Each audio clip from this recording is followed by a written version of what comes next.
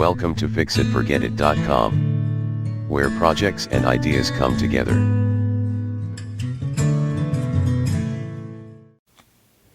Hi, this is John from fixitforgetit.com. We love animals. We live on the edge of the woods, so from time to time feral cats will come around.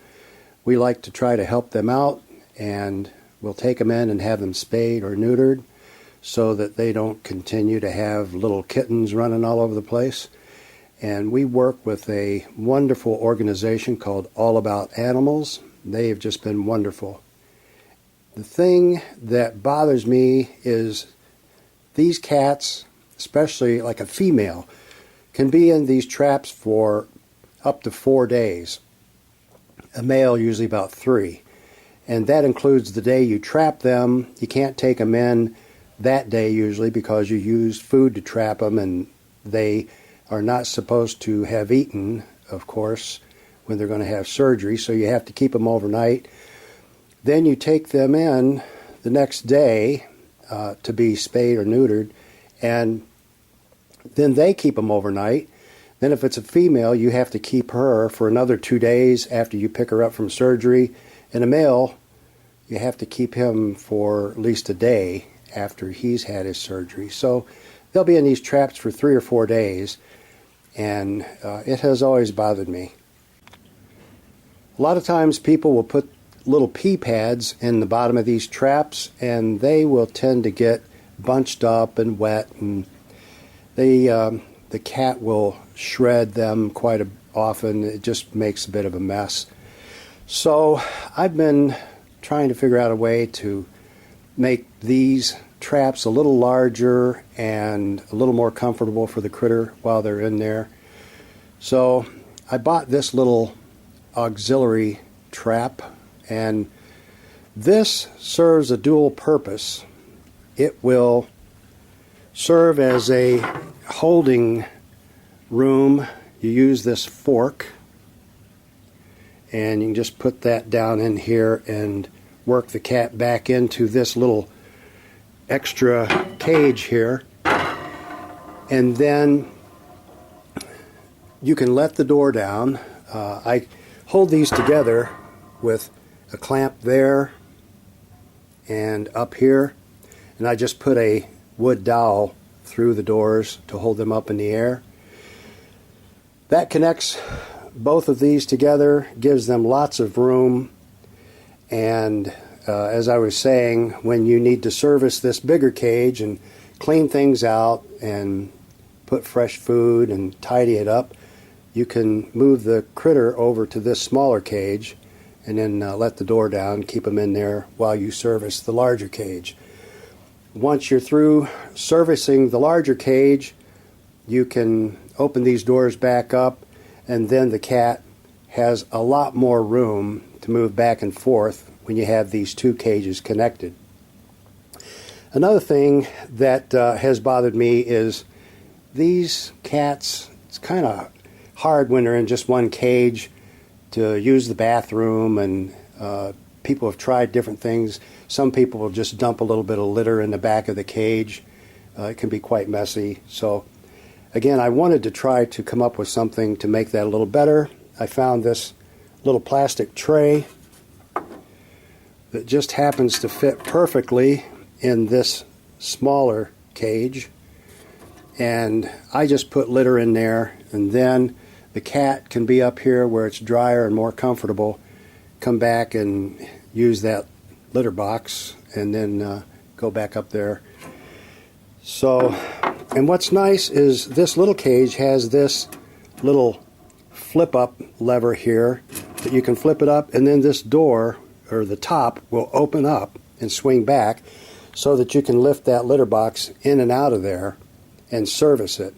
So you can just let this door down when the cat's over in the larger cage, and then open this up and then service that litter box. I also use a can opener that will not put a sharp edge on the top of a can, and I have this smaller can that I use for water. That way, if they tip it over, there won't be a ton of water getting into the cage. and I use the larger can for their food. It's a little larger so they can get their face down in there, and side by side those fit in there very nicely. I also don't like the fact that the cat often, even if you have a pee pad in there, they'll bunch them up and pull them back, and then they wind up being on these this grate floor or this sort of wire mesh floor, which is pretty uncomfortable.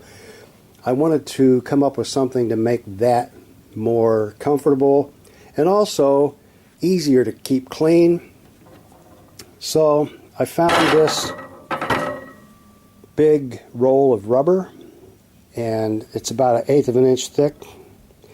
This is long enough that I can cut one piece for the big cage, another piece for the smaller cage, and then all I'll have to do is, if I need to service the big cage, again, get the cat over here, I can slide that piece of rubber out of there, clean it, wash it, put it back in, we're good to go. Now the cat has a clean, dry little mat there that will be more comfortable and easy to maintain. So I'm going to get that cut and get this whole thing kind of all set up and show you how that looks when I'm done. To cut this rubber, I have a pair of spring-loaded scissors, a wax pencil and a tape measure, and a steel yardstick. You can use any straight edge that you have. This piece of rubber, I believe they call it a 12 by 48. It's a little narrower than 12 inches, but it was actually just a hair longer than 48. But it's basically a 12 by 48 piece. That'll work out great because for the larger trap I need a 29.5 by 8.25, and for the smaller trap I need a 17.5 by 8.25. So this ought to work out quite well, and we'll get this cut up and see how this fits. The first thing I did is I cut the full length of this 48-inch piece of rubber down to the 8.25 width I needed. That left me with a nice little cutoff that I can use maybe on other projects. This rubber is 1/8 of an inch thick, so it's pretty durable, and it may be a little hard to cut with regular scissors. The spring-loaded scissors work great. They have a real heavy, sharp steel jaw in there. And I grabbed this little square. I'm going to use that to strike my lines for the smaller cuts. I don't have great lighting down here, so I grabbed my headlamp. That's been helping out. So we'll make these little shortcuts and then we'll see how this fits. After cutting both pieces of rubber for the traps, I only had a little small cutoff off of the end of that roll. That may come in handy for a project along the line, a little bumper pad or something. And I think that I will definitely be able to use that larger cutoff that came off the side. Let's put these in and we'll see how it looks. This long pad is nice and thick and comfortable. It'll make it so much nicer for the feral when they have to spend a few days in here. You do not want to have this long pad in here, however, when you catch the feral, because it's so heavy and durable. As they start walking up into here and get up into here, they'll step on it and it'll trigger this trap potentially before you're ready. So when you catch the feral, you want to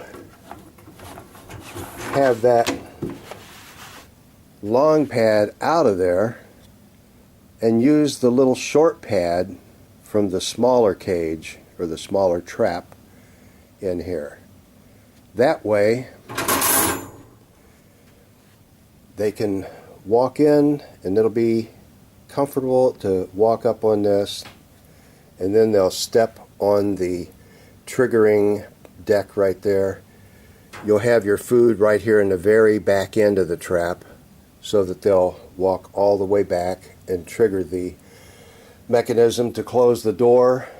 And you can also use this little shorter rubber pad if you don't want to have a dish or something in there that they may be leery of, or sometimes they will step on the edge of a dish and it'll kind of tip and it'll scare them.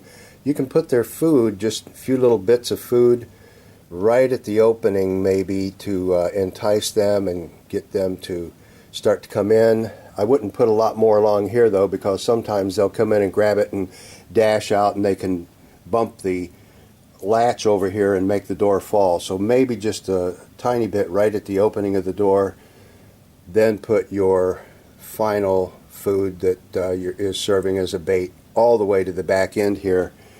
Then they'll just walk right in, step on that plate that will trigger the trap and close the door, and then you have your feral. The rubber pads fit great. I've got the litter box in there. Lid will lift up so you can service it.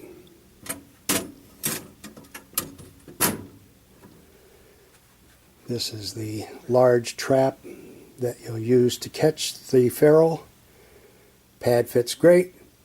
One of the things I like about it, the pad goes up over that plate that triggers the trap. That's always been a bit of an uncomfortable spot for the cat. Dishes fit in there great. Please keep in mind that the size of your live trap and transfer cage may be different than mine. So you want to make sure that you carefully measure the size of rubber pad you need for your setup. Mine won't necessarily be the same dimensions as yours. I'll have the model numbers of these traps that I own down in the description so you can see if you have the same thing, then this may well work for you. If not, you want to make sure you measure before you cut. So you can see the setup here. We were fortunate and caught our little feral. He is a real sweetheart. This has worked out very well. The rubber mats make it much more comfortable for him. It's great for the spills and things that happen with the food and water. The litter box with this little guy, unfortunately, he considered that his bed. So that's where he has spent most of the night. We had to keep him in here for a while because we gave him a flea treatment, but we are getting ready to take him into the house now and let him start his new life. So I did put some bungee cords on here in addition to the clips, just to make sure that held together real well. Didn't want him getting out. So this is John from FixItForgetIt.com. We appreciate you stopping by for this project. We will have some affiliate links in the description for some of the products that we used, and they will take you directly to the products. We'll see you in the next video.